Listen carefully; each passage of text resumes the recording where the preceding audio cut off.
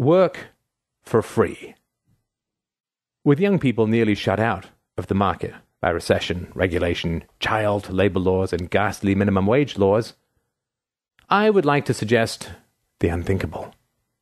Young people should work for free wherever they can and whenever they can.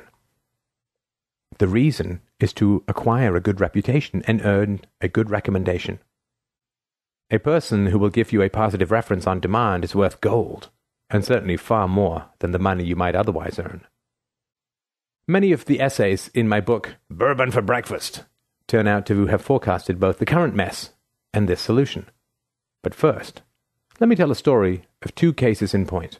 The first, an example of the worst possible kind of worker, and the second, an example of brilliant foresight. The first case comes from a job I had in my teens. I was standing around with a few other employees in a clothing shop. The boss walked by and said to my coworker, "Please straighten these ties on this table." My coworker waited until the boss walked away, and then he muttered under his breath, "I'm not doing that for minimum wage." That comment seared right through me, and I thought about it a very long time.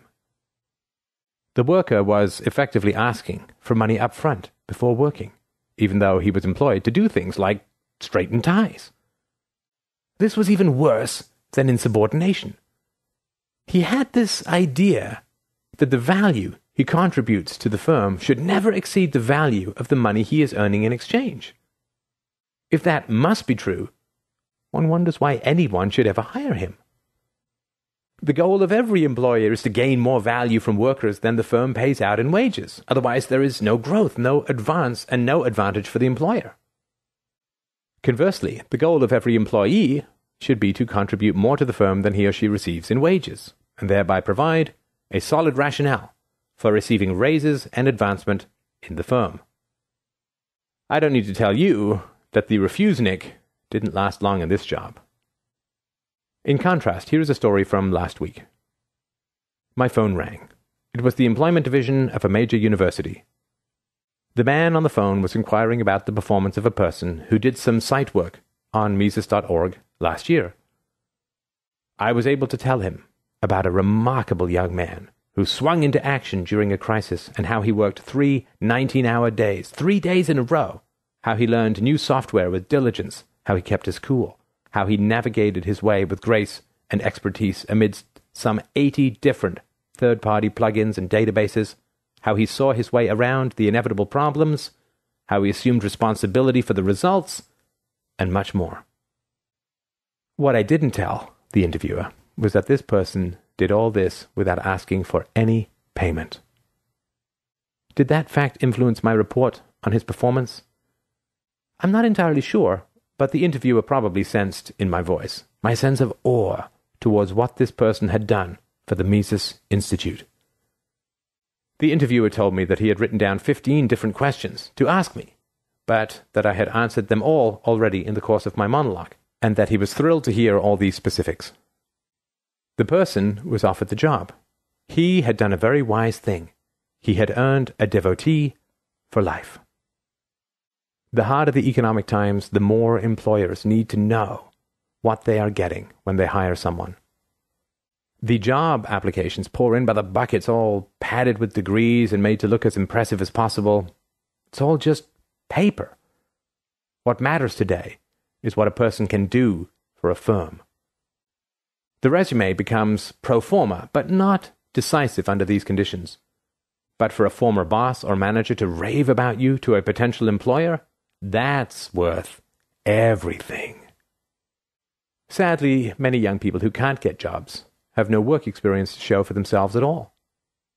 They have been wildly misled all their lives about the great glories that await anyone who stays in school and gets great grades.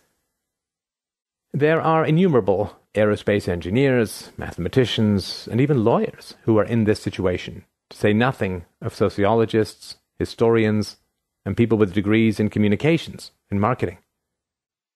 Adding to the problem today is the burden of student loans. Kids are graduating today with 6 figures in debt that they will immediately be forced to service if they accept employment. But with no prospects outside Walmart and Starbucks, they opt to stay in school and get yet another degree, hoping all the while that the labor market will turn around. This is a terrible trap. They have structured their lives around the speculation that a high-paying job awaits following graduation. But there is no such thing. A low-paying job isn't even enough to pay the rent plus debt service. It was a very bad speculation. Their dreams are being killed by a desperately tight labor market for anyone without work experience or any kind of work reference at all. Under these conditions, the solution is to gain that thing of highest value. That means volunteering. The state can't come after you to start paying the student loan debt, and yet you gain people who will become your benefactors later. Where to volunteer? A nonprofit such as a church or educational group would be fine. But also fine might be a local plant nursery, lawn service, mail house, or printer, or even at a law firm. You can make an application informally, but be clear that you want no payment. If there are legal issues, try to work around them. If you are accepted, not a foregone conclusion, set hours for yourself and stick with them. Make yourself super useful, super dependable. Get to know as many people as possible. Explain that you are working only for the experience which you value. Do this for 6 months up to a year. Then you'll have something interesting and wonderful to tell future employers about. A time will come when one of the people you came to know will receive a phone call. He or she will be asked their opinion of you and your work. That's when the whole of your life can change for the better. Is that 6 months to 1 year of volunteer work worth it at that moment? It is worth everything.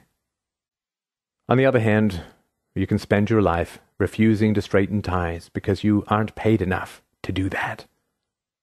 That person will never be paid to do anything.